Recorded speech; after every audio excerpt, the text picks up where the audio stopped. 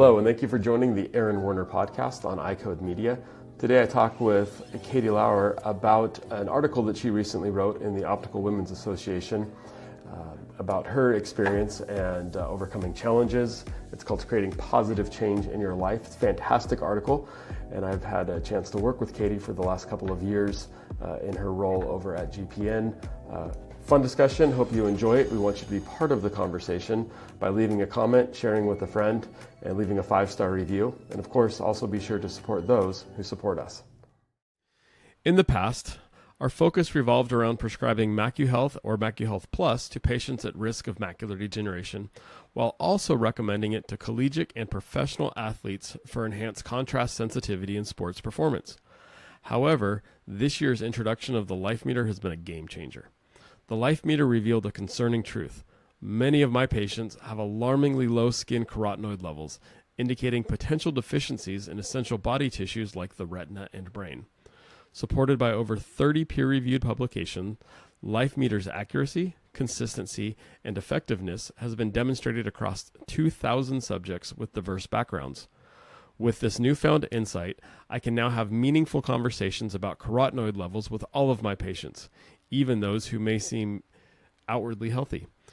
To learn more about this empowering technology, feel free to contact your MacuHealth representative or click on the link in the show notes. Together, let's optimize patient care and elevate their well-being.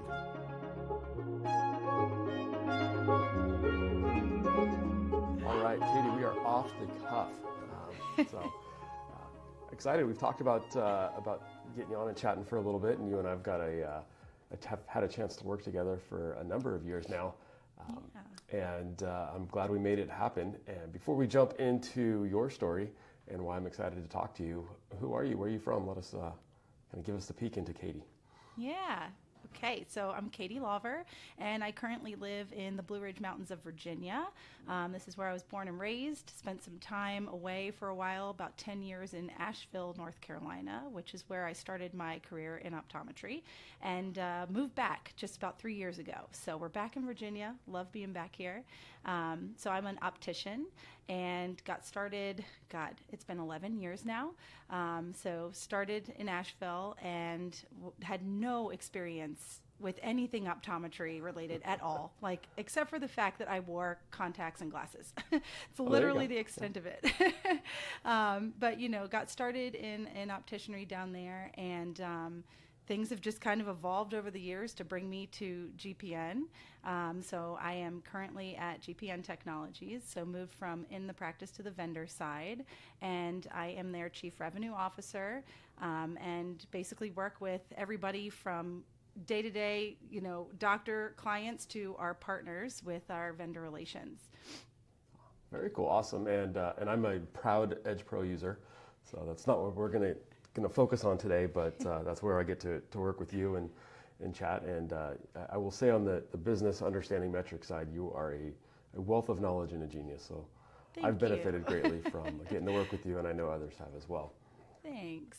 So, but what really prompted this, other than you're fun to chat with, and we always have good conversations, is in July, OWA put out or you wrote an article for OWA called Creating Positive Change in Your Life. And I read it, I was impacted by it, and then I read the comments and saw that there were quite a few other people that also it resonated with and were impacted with. And so we said, let's not keep that story on a great article on paper, let's put a voice to it. And so give us a little bit of background on your upbringing, on just your thoughts on creating change in your life.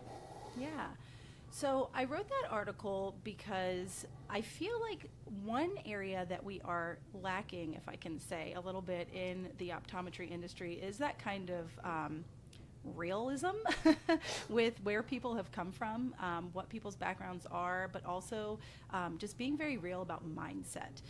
So mindset is crucial. our mindset impacts absolutely everything that we do in our life. And I don't feel like we talk about it enough in our industry. Not only mindset behind career, but mindset in business. I mean, mindset goes into everything. And it's kind of this hush-hush topic, I feel like. And so something that I am trying to start doing within our industry is really bringing that to the forefront, really talking more about mindset and how to create this positive change in your life, how to advance in your business or your career, all by shifting your mindset. So if we go back and kind of start where this article really came from, it all stemmed off of the speech that I gave at the Champagne Breakfast with the OWA. And when I gave that speech, I wrote it just being very authentic, being myself, telling my story, and I was floored at how many people really connected with my story. I got flooded after I gave that speech with people writing me emails, blowing me up on LinkedIn, and just saying, "Oh my God, I've been in the same situation as you," or "I have a similar background," or "I have a child, who has ADHD or a learning disability, and seeing you advance in your career gives me so much hope that my child can, have success too." And it really, really touched me. It really did. And it just validated even more so the thoughts that I was already having about bringing this kind of talk to the industry. It made me feel like, okay, now's the time. Like, I got to start really pumping out some information here about mindset. So when I look at myself and I look at my upbringing and the things that I dealt with, and then where I am now, I'm an adopted child. So my adoption story is honestly the coolest thing in the world. I'm one that really believes that everything happens for a reason, and that the universe is going to give you things and put you on a path to connect you with the right people or put you in the right place at the right time. And my adoption story truly is a testament to that. So I was adopted right from birth, and the hospital that I was born in, my mom, who I call mom, she was actually the charge nurse, so the supervisor on the floor where I was born, so in the maternity ward. And so she actually saw me and took care of me right from birth, not knowing that I was going to be the baby that she was going to have show up on her doorstep by social services just a couple months later. Oh, wow. And yeah, crazy, right? So, so she, I was put up for adoption right at birth. I was a premature baby, and so I was born with underdeveloped lungs. Just a few little minor setbacks. Lived in an incubator for a little while, and that kind of goes into some of my learning disabilities that I ended up growing up with. And my parents could not have children. They were trying to conceive for a long time, and so they went to social services and put up for adoption, said, we want a baby. And sure enough, right when I showed up on my parents' doorstep, my mom found out that she was pregnant. So kind of crazy. My brother and I are actually like twins. We are 5 months to the day apart. Wow. So everything happens for a reason, right? That's cool. And my mom had already been taking care of me. She knew exactly who I was when they showed up. So it's really a cool story that we were meant to be together. The story That's just awesome. kind of made a wrong stop, right? Yeah, that's very cool. Yeah. So, growing up, having that start, that premature start, I was diagnosed with ADHD and some learning disabilities, specifically in the area of math. I just could not do math if my life depended on it. And, even to this day, I'll admit it's embarrassing, but I'll admit, I use my fingers, like I'll try and, calculate things out, but it's something that was a struggle for me growing up. And then throw in the fact that I am a biracial female and I was adopted into an all Caucasian family. I was teased, I was bullied. People constantly said, "Why do you have this frizzy hair, this curly frizzy hair? Look at your brother's hair. You don't look anything like him," And it was hard. It was really, really hard. And those are things that stick with you, for life. Like those experiences, they stay with you. And so as I got older and, was your average C student, and I got into college, and I busted my buns in college, and I finally graduated and everything. I really started realizing, that I was making it, like even with these quote unquote setbacks, I was doing it, I got through high school, I got through college, and I was advancing. And it was because I just put in the extra time that I needed to, but I also stayed super positive throughout everything. I literally held in my heart through everything that, I'm right where I'm supposed to be. This Yep. is meant to be. I'm doing what I'm supposed to be doing. There's a plan for me. There's a path for me. And it was these mantras that I just kind of continued to tell myself over and over again that I truly feel helped me to push past all of those limiting mindset and self-doubt and really come out on the other side of everything. Katie, I'm curious, how did you get those mantras? Because I think we've all found ourselves in places where we didn't feel welcomed, even if from the outside it might have looked like we were part of the group. We've all felt that isolation or I'm not good enough or struggle. But I think the difference in you is that I've picked up on is all the positivity, right? But the mantras. And did somebody teach you that? Was that just inherent? Was that a culture thing, a family thing? Yeah, so I think it's a little combination of all those things. My parents, first and foremost, definitely instilled a lot of that in me. Specifically my dad. My dad and I were very close, and I think he could see from a young age the struggles I was having, and he constantly was feeding me those positive words, constantly telling me like, you're worthy, and you are enough. Everything's gonna work out. It's fine. I see this vision for you. And he really did. I have a distinct memory of him picking me up and putting me on the counter one day and chatting with me and telling me, I see you literally captivating a room, talking to people and teaching people one day, and actually talking to people who have ADHD or who are struggling with this and helping them work through it. My dad told me that.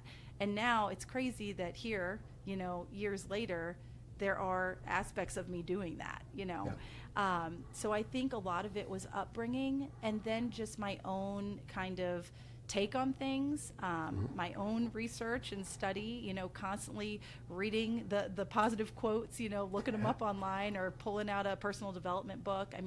Personal development is huge for me. It's something that I have done for many, many years. Since the end of high school, going into college, I started finding different books that were all about, positivity and just overall wellness, head to toe wellness, mindset, things like that. So I think it's a combination of both upbringing and my own research, and then just my own bubbly personality. Yeah, very cool. What are some of your favorite, just, I don't want to say self-help, but self-growth, self-development books? What are some of the ones that come to mind when you think about them? I'm so sorry. I cut out. Again, you cut Oh, out. what are some of the self-help books or self-growth books that you've really liked? Yeah, so let's see. One of my all-time favorites, and I know many know it, is You Are a Badass by Jen Sincero. That one's great. Love it. It Starts With Why is another favorite by Simon Sinek. I like Get Over Your Damn Self, if you haven't heard that one. That's a good one.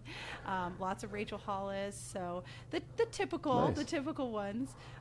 Another favorite of mine, though, that I found recently that not so many people know about is The Energy Bus. I don't know if you ever heard of that one I before? haven't heard that one. So that's a great one. It's perfect for people navigating business or a career, life in general, but it's really, really wonderful, I feel, for teams to read. It's all about your energy vampires and the people who are out there that, suck the energy from you, and kind of disassociating yourself with that and really surrounding yourself with positive people. And that's something that I talk a lot about. Cool. Is that we are the sum of the 5 people that we spend the most time with.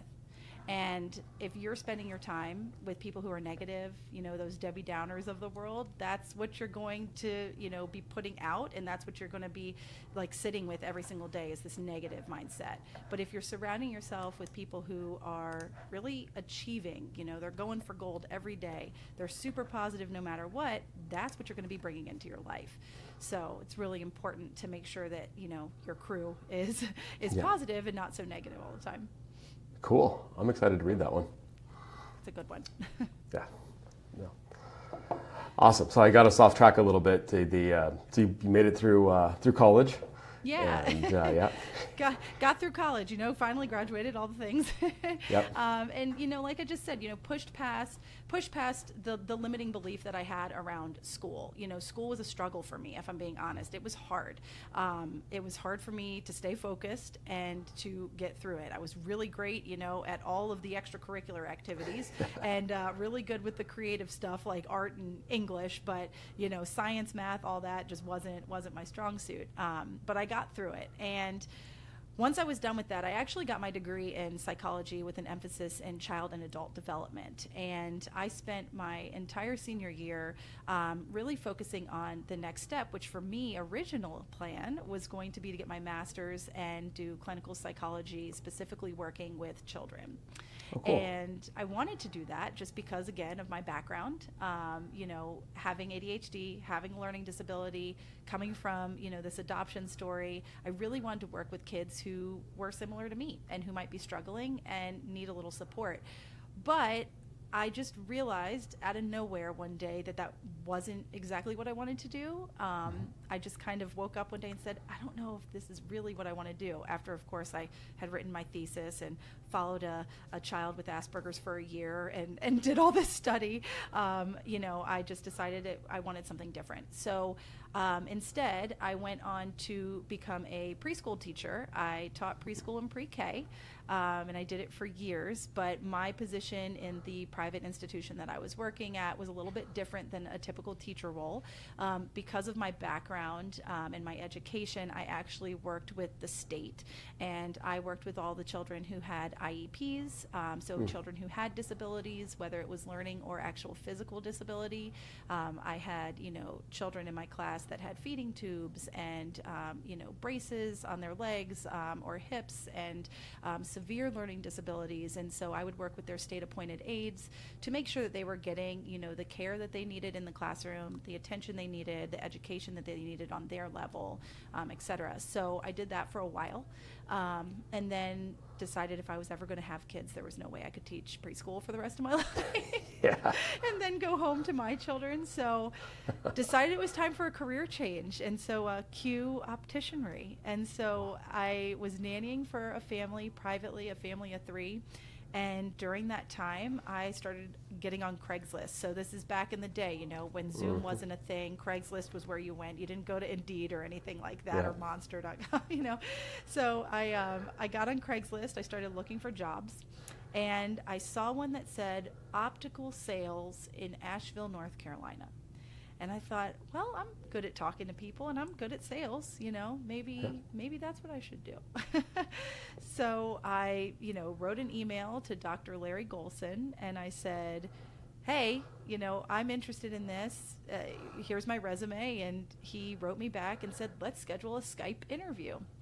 So jumped on Skype, and by the end of the interview, he said, Katie, I know I should probably take a minute and think about this, but I just feel so good about this decision. I want to hire you. I want you to come and move to Asheville. And I said, okay. Nice. I was 24 years old at the time, and I had known, like I said at the beginning, I knew nothing about anything optometry related. I had never sold a pair of glasses before, never done any work in this area except being, a lens consumer, and decided why not. And the craziest part about it is I had never been to Asheville, North Carolina before. Wow. Didn't know anybody there, didn't have family there, didn't have friends there. And I picked up my entire life in Virginia, and in 2 weeks I was a resident of Asheville. Wow. So packed up everything, moved down, and just got started. And I dove in so hard. I was so excited for just this new career opportunity, completely out of teaching kids, just really excited to do something different. And I studied my butt off. It was the first time in anything, education that came kind of, I don't even want to say easy, but it came easier to me than the typical school curriculum. Yeah. And I think it came from the fact that I was truly interested in it. Like I was engaged, and that's the difference, right? Between studying something that you really don't care about and studying something that you become passionate about, right? You get more engaged. Absolutely. And therefore it comes a little easier, right? So I just dove in and I, read cover to cover so many opticianry books. The optician's manual was like my Bible. I literally slept with it. I'm not joking. I would fall asleep reading that thing. And I decided one day I'm going to take the ABO exam. And I was really nervous about it, to be honest, because test taking is not my thing. Having that learning disability, not only is math not my thing, and if anybody listening to this knows anything about that ABO exam, it is all math. Like the whole thing is math. So I was very nervous about it, but I studied my buns off, and out of 6 people in our city that went to take that exam, I was the only one that passed. Awesome. Yeah, it was a huge milestone for me because it was kind of me telling myself, and the world, if you will, that I can do this. It doesn't matter if I have this label of being learning disabled in math. I can do this. I can do anything I put my mind to. And if I can sit and I can pick up this book and I can study my buns off and really devote myself to something, I will be successful. And so having that type of positive speak in my life and in my day-to-day was huge for me. And so, I got that certification, and then I was promoted into management within Dr. Golson's office. And, we ended up cutting ties. We have reconnected since in other business forums, but we ended up cutting ties in that office, and I moved to a different office for a little while, was put in management there. And then I decided I wanted to open my own business. So a lot of different things that kind of cycled from getting started in opticianry. That's cool. Well, it sounds like it things build on each other, and the wins help project you to the next wins. At least they do for me when I'm struggling with something. If I working out, if I can just hit every workout this week, then I'm going to hit every workout next week. Exactly. And then that's going to motivate me maybe to eat a little bit better, maybe, because cherry Coke is fantastic. But I think sometimes that we forget the little wins and how important, right? It's one thing to have in my office, it took me years to figure this out, but I've got great opticians, and none of them were ABO certified, and I didn't push for it. When I made a push for it, and I saw them fail the test the first time and then make it the next time. It wasn't so much that they knew much more, but it was their personal self-worth had escalated to a higher level, and the value that they gave back to the practice, that they were giving to patients, everybody else, was less of a technical knowledge and more of a confidence. And they were able to give more of themselves and reach the potential that we had seen in them. So I think that's an important aspect of the little wins. It 100% is, and this is something else that I talked about in that article that I wrote for the OWA, is that you have to be proud of yourself. You have to celebrate yourself. That's part of that positive mindset and making positive change in your life, is you do have to celebrate those little wins, because those little wins add up to the big win, right? Mm-hmm. It's all about what you accomplish along the path that's going to get you to that big final victory or that bigger goal. And this is, something else that I really bring into my life and I like to teach others about, is reverse engineering, and actually taking that big pie in the sky goal that you may have for yourself, whether it's career advancement or starting your own business or whatever it may be, and reverse engineering, working backwards to hit little milestones to get there. Oftentimes I feel like people have this big goal and they don't reach it. And the reason they don't reach it is because they're stuck just focusing on the end instead of focusing on the steps on the path, those little stones, to get to that goal. So it's really important to, make sure that you are setting incremental milestones for yourself to get to your goal, and then celebrate each time you hit that milestone. Don't just hit it and then be like, okay, I did it, now let me move on. Actually celebrate, praise yourself, get excited about it. When we give ourselves that self-praise, it just helps to gear us up for the next one, right? Oh, absolutely. What are your celebrations? Oh my gosh. For your little milestones. All right. So self-care is for me. So when I hit a goal of mine on, a little milestone goal, I like to go and treat myself to some form of self-care. I'm a busy mama of two now, and I don't get a whole lot of time for myself. So I will go get my toes done, or I'll book a massage or a facial, something like that. Or maybe it's a date night with my husband. We don't get to do that often, so that's a good celebration activity. Going out to eat, grabbing a glass of wine, and hanging out. So, little things like that, just to give myself some time, a little, victory party, if you will. Oh yeah, no, a friend of mine, Ethan Heisman, is a Vision Source doc and speaks about a lot on contact lenses, and he brought this idea to me of, have that goal. He likes Jordan shoes, so whenever he hits a goal in the practice, he buys himself a different color of Jordans, and it never struck me previously to the conversation when he's saying the same thing that you're saying is, have not that goal, just not the goal ahead, but the award that goes with it. Yep, so he'll have the exactly. little picture of the Jordans right next to it. Yep. Right? You've got that, like I've got the date night planned. I just need to check off the box that I've won, and then I can go do it. That's exactly right. And I'm one where I write those things out. I really do. So I have a calendar that I'm obsessed with. I tell everybody about it. It's called the Clever Fox, and it is a kind of goal tracking calendar. And one of the aspects of that is, what is your reward?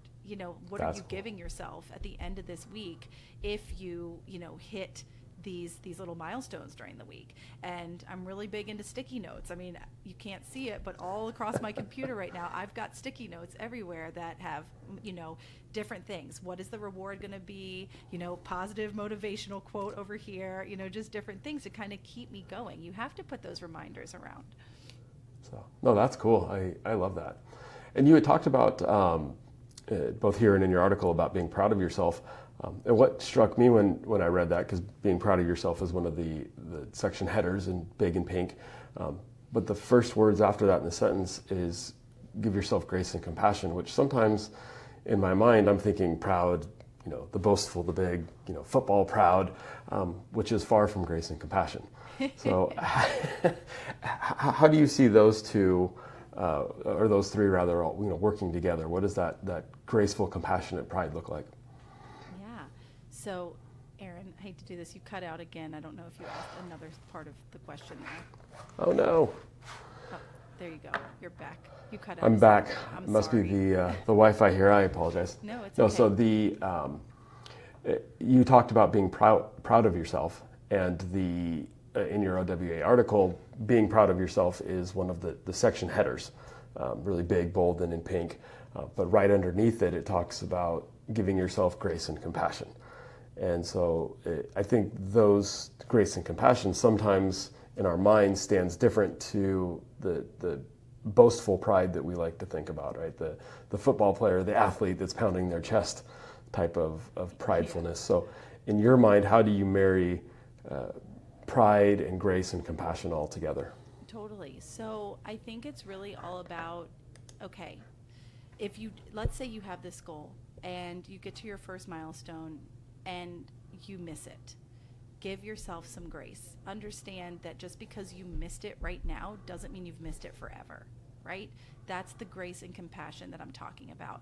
Understanding why you missed it is really important so that you don't make that same mistake again, but also not giving up, realizing that you at least made the path, right? You did something, and maybe you even did little steps to try and meet that milestone. You did something to get there. Even if you didn't hit it, have some grace for yourself. Things happen. We don't always hit the mark, and that's okay.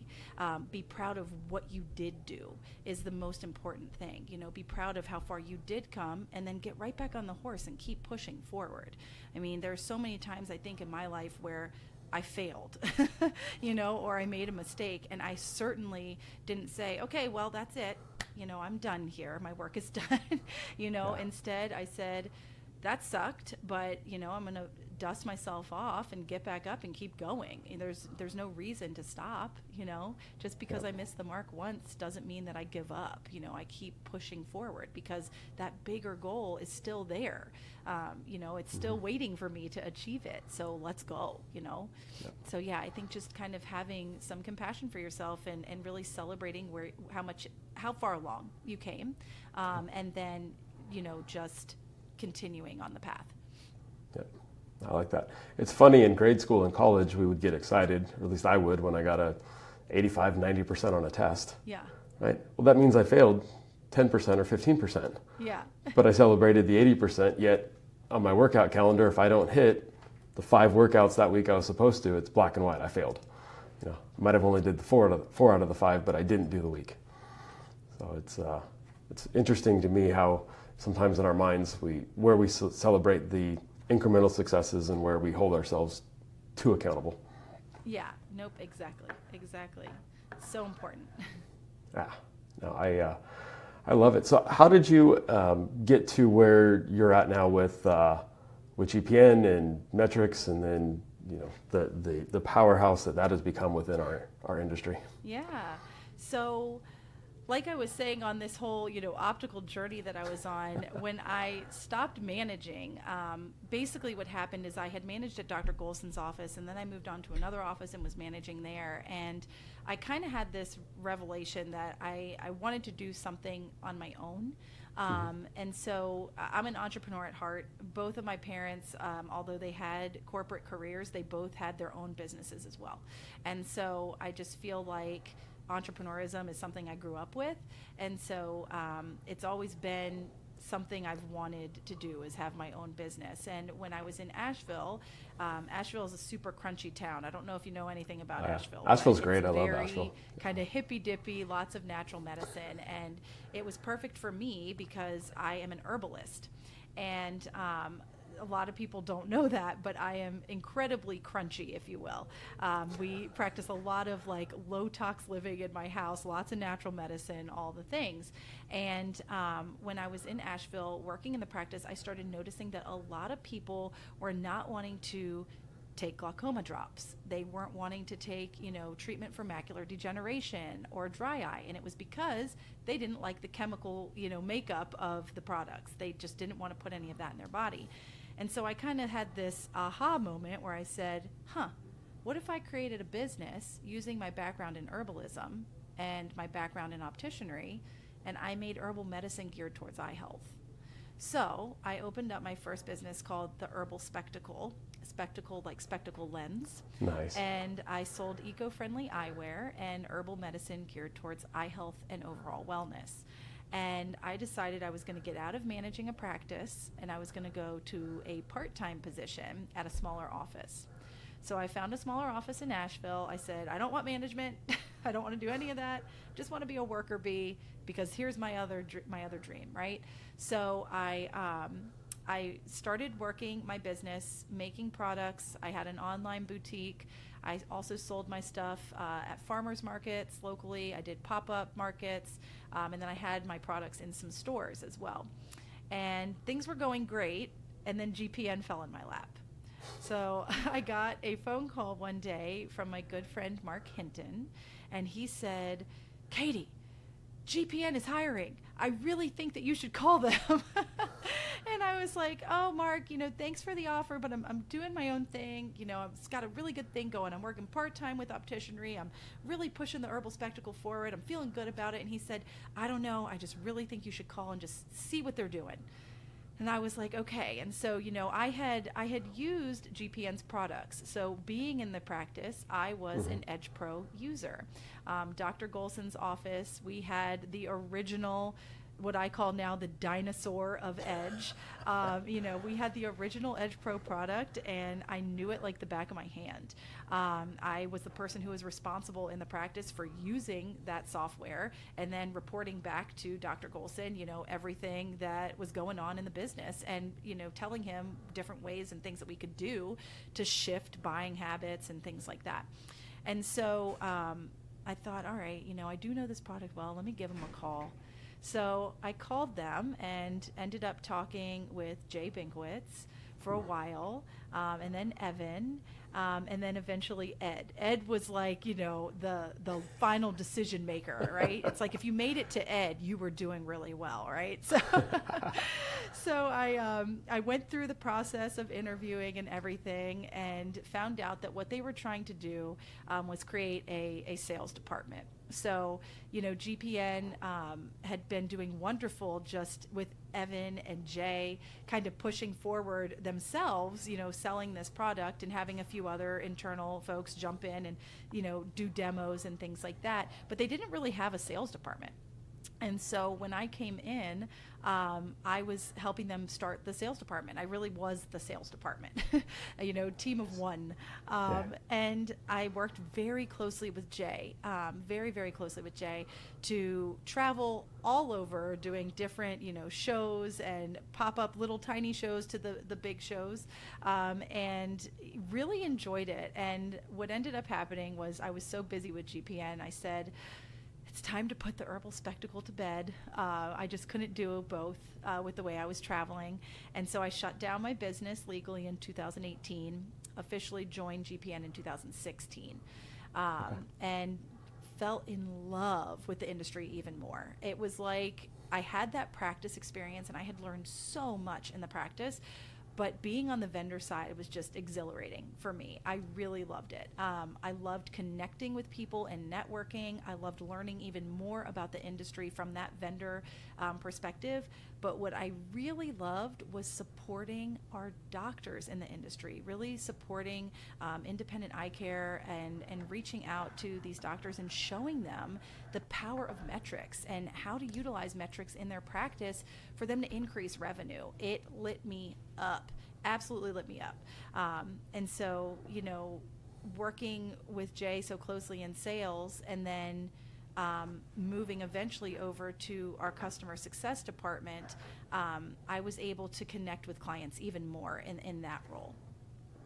So, no, it's very cool. I'm curious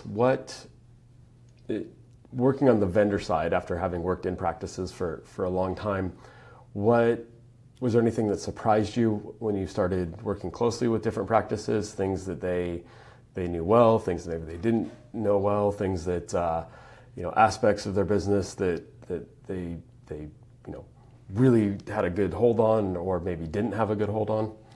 Yeah, so what I'll say, and hopefully this doesn't come across the wrong way, but I found out that a lot of doctors honestly truly didn't know how to run their business.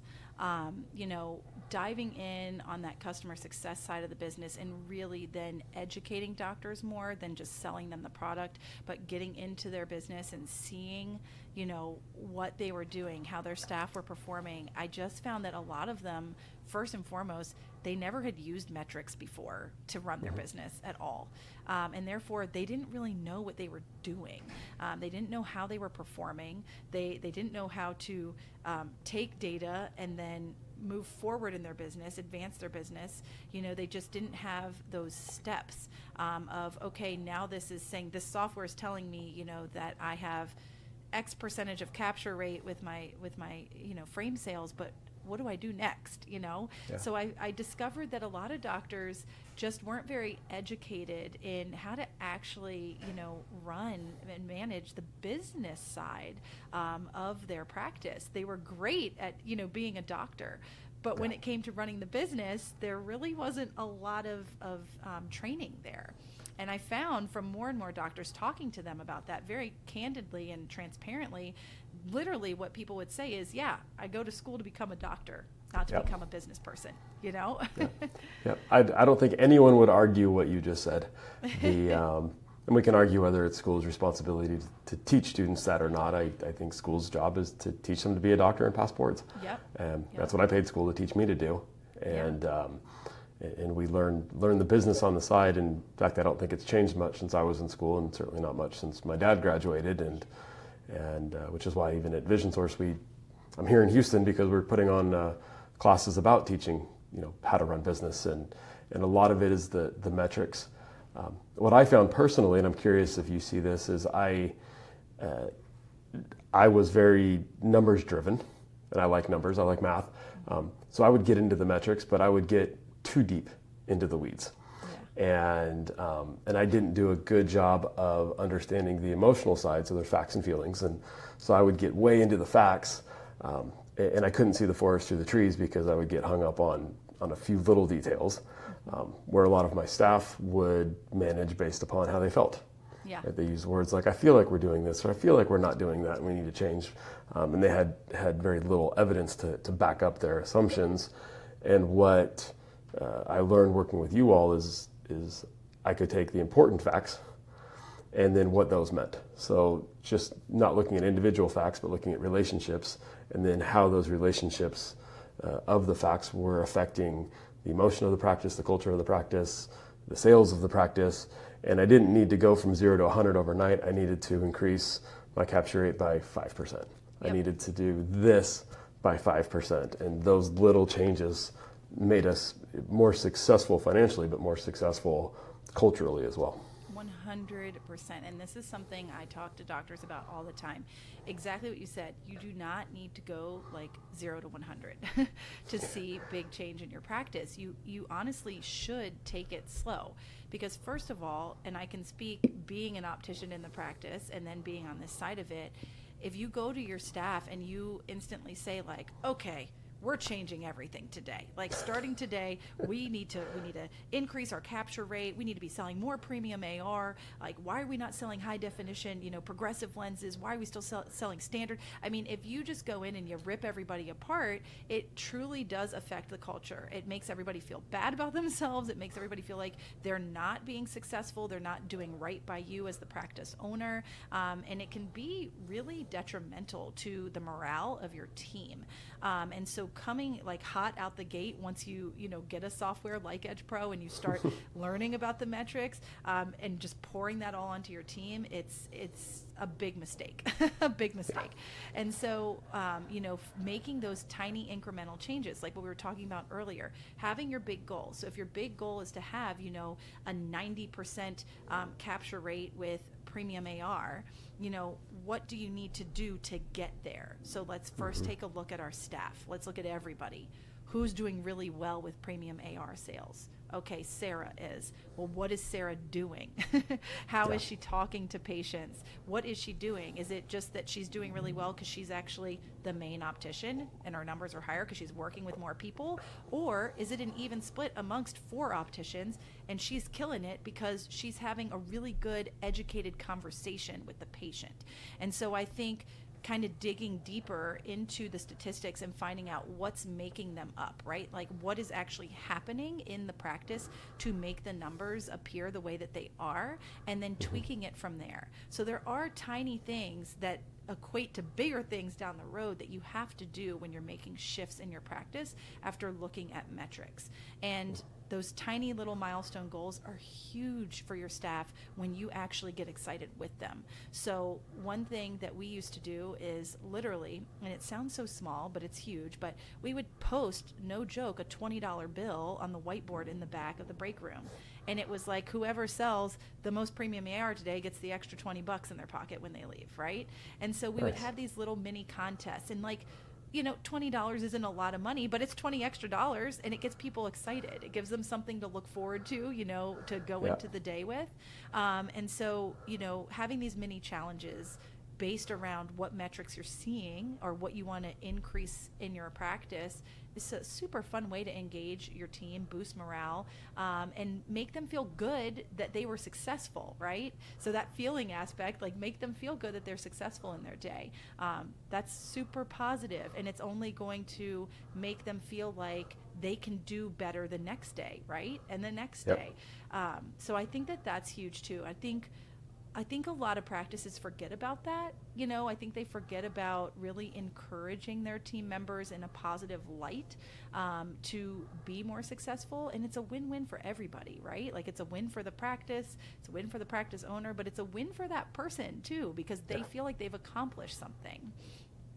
So, no, that's it. That's a good reminder. That's where I think one of my weaknesses or opportunities rather as a leader is celebrating the little wins. Yeah, I push myself super hard, so it's I try to push everybody hard as well. So I appreciate that reminder. I like that that little game too. Yeah, Right? yeah, something And super small, that's cool. but it does work. And, also just empowering the team to look at the metrics too is something that I've always told doctors.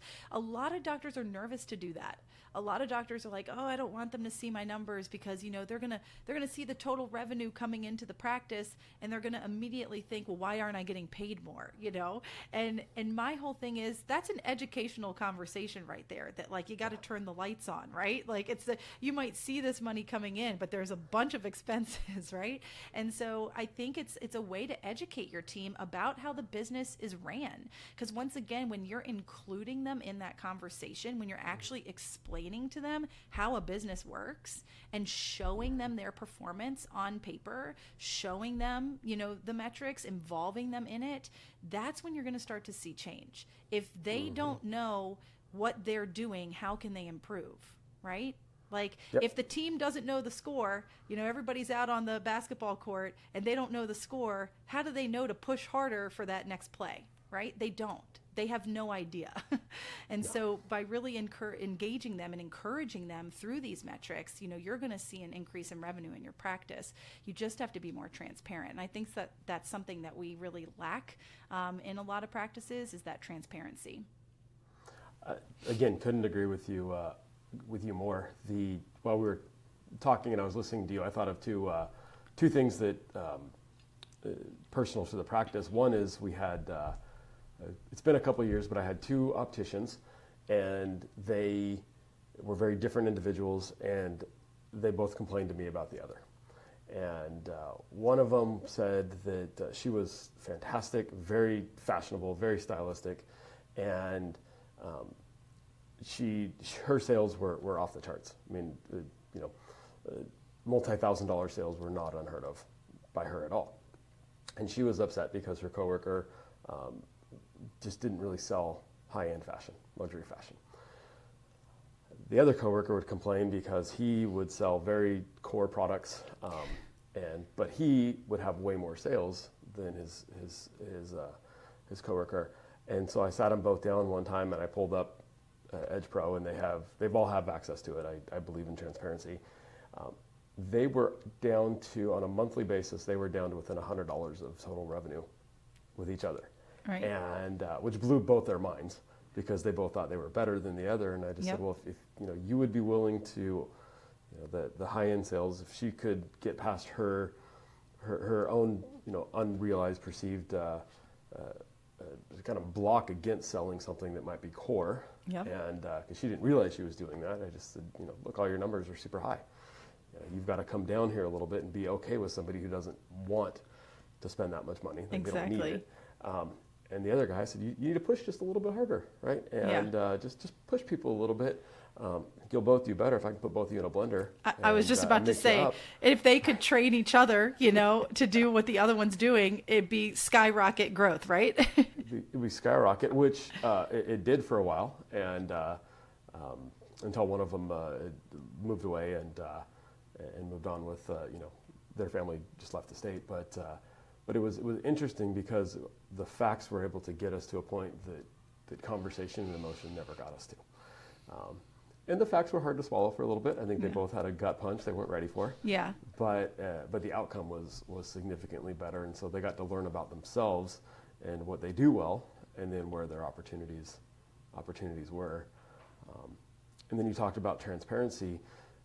We started doing twice a year. We close down for an entire day, go off site, and do a whole team retreat. And I would pull up our P&L, and I won't go line item by line item on everything, but I'll show what total doctor compensation is for all the doctors. I'll tell what total non-doctor compensation is. But the biggest impact for me was when they saw how much our shipping costs were. They got upset, took it over. Our shipping costs dropped drastically because they said we got to fix that, right? Yeah. Our utilities cost, and all different things when they started seeing how much things cost. So it wasn't a, hey, you're making all this money and where am I not getting a raise? They had more ownership of the business than I thought that they had. That's amazing. Yeah. And so when they saw where they can help improve things, they did. Now, when we made more money, I was able to give raises because we want to reward our people.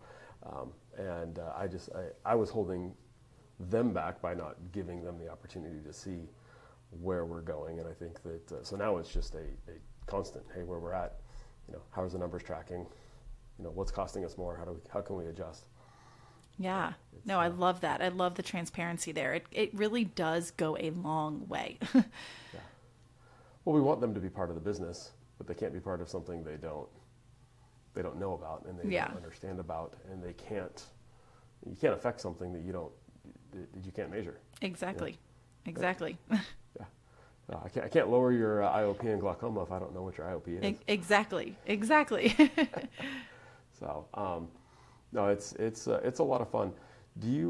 Where do you see people when they're looking at their numbers and where do you see them struggle? Like, what are the hurdles that when people start working with metrics and learning about their business, where are the pain points? Yeah, so I would say some big pain points would be with capture rate. A lot of people specifically, and not just complete eyewear capture rate, but also the AR capture rate. I see so many people who say, oh, we're 99+%, AR capture rate. Everybody gets it in our office. And then they get into the software and they look and they're like, whoa, wait a minute. This is saying we're like 75%. What's happening here? So I think that that's one thing that a lot of people assume that they're doing really well in, and they're not.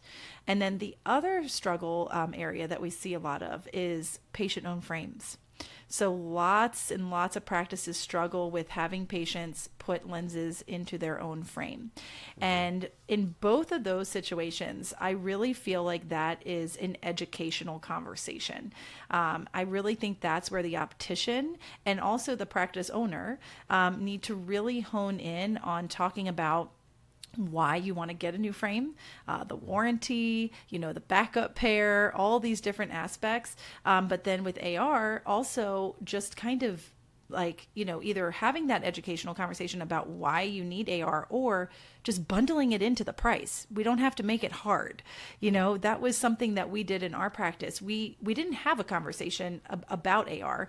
We literally would just say to the patient, I'm going to provide you with lenses that are going to be, crisp and clear, allow you to see, superb. And that included AR, right? I mean, that you're selling AR right there just by saying, I'm giving you a nice, crisp, clear lens, right? With no glare and everything. So, we just bundled it into the price. It wasn't this big extra chatter. And I do find that even still now in this day and age, even, besides there's so much education out there about optical speak and how to properly sell, I still find that practices are line item having a conversation of, well, do you want the AR on your lenses? Do you want the lenses that darken when you go outside and clear back up when you come in? It's like, stop saying that. I call that the dude, where's my car conversation. Yeah, right? And then. Yeah. It's like, don't even go there. Don't even go there. Bundle it all together. So I do find that a lot of practices do still struggle in those two areas. And it comes down to just making sure that their staff are having a proper conversation with the patients. And also the doctor, doing a really appropriate handoff and really saying and building up the optician as the expert in that field, and that, hey, whatever Sally is going to tell you that you need for your lenses, trust her because she knows what she's doing. It really is a team effort. And I do see that there's still some disconnect there with some practices of not really trusting or entrusting the patient to the next person in line. And that's huge on revenue. It's huge on revenue. It is huge. So yeah, I think that POFs and then AR percentage are two struggle areas that we definitely see. I remember distinctly standing in line at the conference, it was the food line, talking with a colleague, and he was complaining about capture rate and how they're not doing, and he looked at me and he said, dude, it's easy. When you walk them over, all you have to say is, here's Sally and she's going to finish your exam. Yep. And he said, if you don't want to do anything else, you don't even have to talk product. Just say, Sally's going to finish the exam. You just took all your mantle of authority, put it on Sally's shoulders, and you now let Sally do her job. Yep. And that has been genius. So that and then we realized we didn't practice. We talked about what we needed to do, but we never role played. Yeah. It's kind of like telling a Yep. baseball player how to hit a ball, but never actually letting him do batting practice and then throwing him in the game. So Yep. between the role playing and then understanding the simple phrases that were consistent and always the same, um, it's still not perfect. Our capture rate, like everyone else's, has good months and bad months. Yeah, totally. But overall, it's better than our old good months and better than our old bad months. Yep, practicing is huge, and that's another thing is, I think sometimes we get comfortable. We get really, really comfortable in our practice, and I'll pull out my own current eye doctor right now. I just went to the eye doctor last week, and I was talking with him, and he knows where I work and everything. And Virginia used to be a two-door state, so he still functions two-door. He has the practice, and the optical is owned by somebody else next door. And we were just chatting a little bit about his staff and a little bit about the practice as a whole. And he literally said to me when I was asking him some kind of triggering questions about business, and he said, Katie, I'm just comfortable.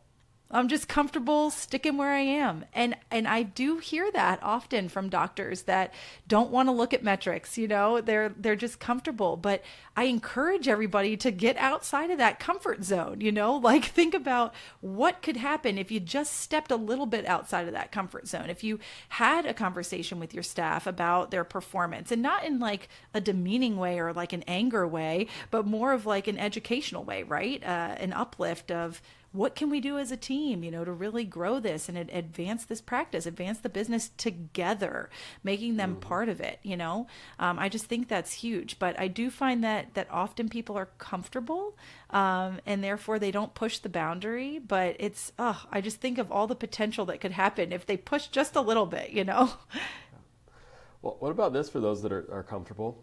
Hire a CMO. Yeah, right? Find somebody and they're your chief metric officer. Yep, there you go. Right? And I love that. I hate going to the gym, so I had a coach.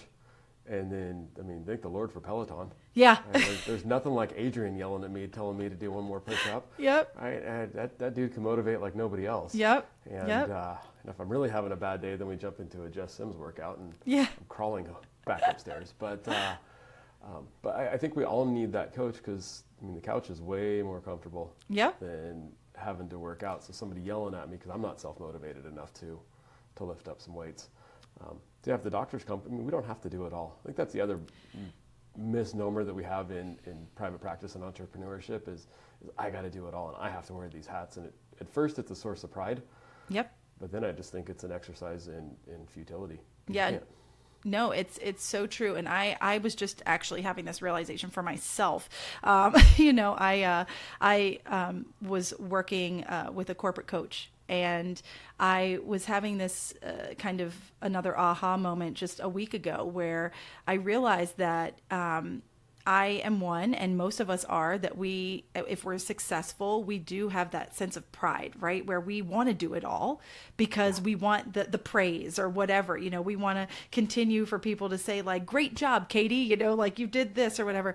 But really like the next step is truly giving things away to your team and letting them be successful and helping them to be successful, training them to be successful, so that the praise now may not be for, me doing the actual job, but me having and training a successful team, right? A team that is able to function and stand on their own 2 feet and everything. And so I think that's really true in the practice as well. Like, you don't have to do everything. You can trust that you are building a team of smart individuals who are fully capable of supporting you in your role as the practice owner. And that was something that we definitely did in the practice. Was we gave people jobs that went to the bigger goal, the bigger picture. I was that chief metric officer, if you will. And it was my job to really look at the metrics and then report them to my doctor and tell him what was going on so that he didn't have to do it. And there are people in the practice that are capable of that. And I think that more doctors do need to realize that, you have staff that can help you and support you so that you can spend a little bit more time, doing other things, whether it's other things in the practice or other things outside of the practice. You can spend more time doing those things if you empower your team to really step up to the plate. Yeah, absolutely. I think that's it's not well understood at an entrepreneurial level, but in the corporate world, the CFO's job's not money. Finance isn't just a money term. Finance is a numbers term and metrics term. Yep. So where are we at metric-wise? Where are we at, can we keep doing what we're doing? What do we need to adjust? And CEO's the dreamer, and the CFO, I don't want to say grounds them, but really is that they're, CFO's the gas gauge on the car, the speedometer on the car. It's the whole dashboard telling you where you're at, when you need to stop to fill up, when you can go a little bit faster. Maybe a little radar detector saying there's no cops around, so you can go a little, speed up, slow down. Yep, exactly. And that's the thing. Like, the head of the business really should be the visionary, right? Like, they should be the visionary. They should be the one that says, oh, what if we could do this? Or how could we do that? And then you have your team to support you to make your dream come to fruition, right? Yep. No, I love it. It sounds easy, it's not. I'm actually, the course we're teaching today here out in Houston for Vision Source is moving from owning a really good job to owning a business, meaning that the business owner can leave for a month and the business still runs itself. Yep. And there's nothing wrong with having a killer job. That's fantastic and wonderful, but that's a big step to go from one to the other. And part of it is developing your executive team. And it's scary. I've got docs in the room here that own multi-million-dollar practices and are still opening their own mail. Yeah. They're the ones writing the checks.